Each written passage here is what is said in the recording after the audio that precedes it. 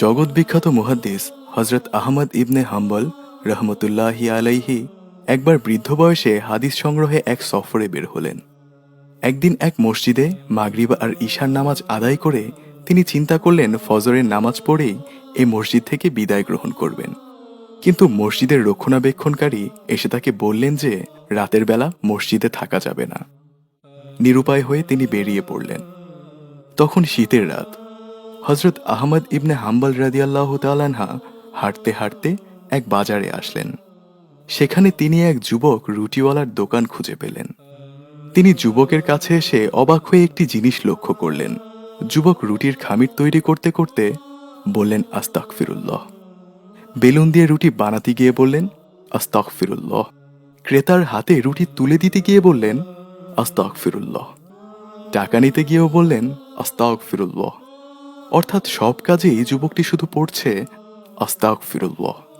যুবকের আস্তাগফিরুল্লাহ পড়ার এ বিষয়টি দেখে মুহাদ্দিস আহমদ ইবনে হাম্বলের কৌতূহল বেড়ে গেল।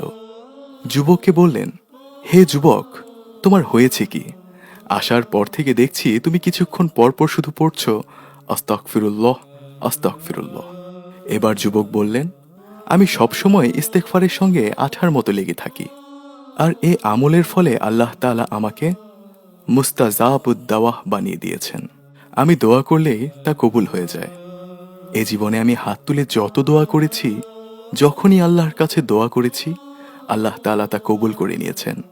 যুবকের এ কথা শুনে মুহাদ্দিস আহমদ ইবনে হাম্বল একেবারেই অবাক। তিনি যুবককে আবারও প্রশ্ন করলেন, তুমি মুস্তাজাবুদ দাওয়া, তুমি দোয়া করলেই কবুল?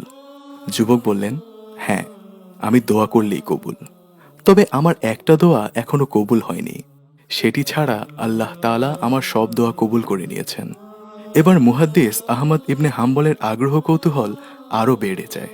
তিনি যুবককে জিজ্ঞেস করেন, তোমার সে দোয়াটা আবার কি যা এখনো কবুল হয়নি?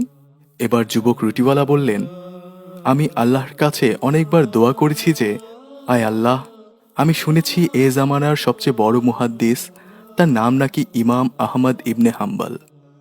আল্লাহ, তোমার কাছে আমার আকুতি ও মিনতি, আমি যেন এত বড় মুহাদ্দিসের হাতে হাত রেখে মুসাফাহ করতে পারি আর তার কপালে একটা চুম্বন করতে পারি।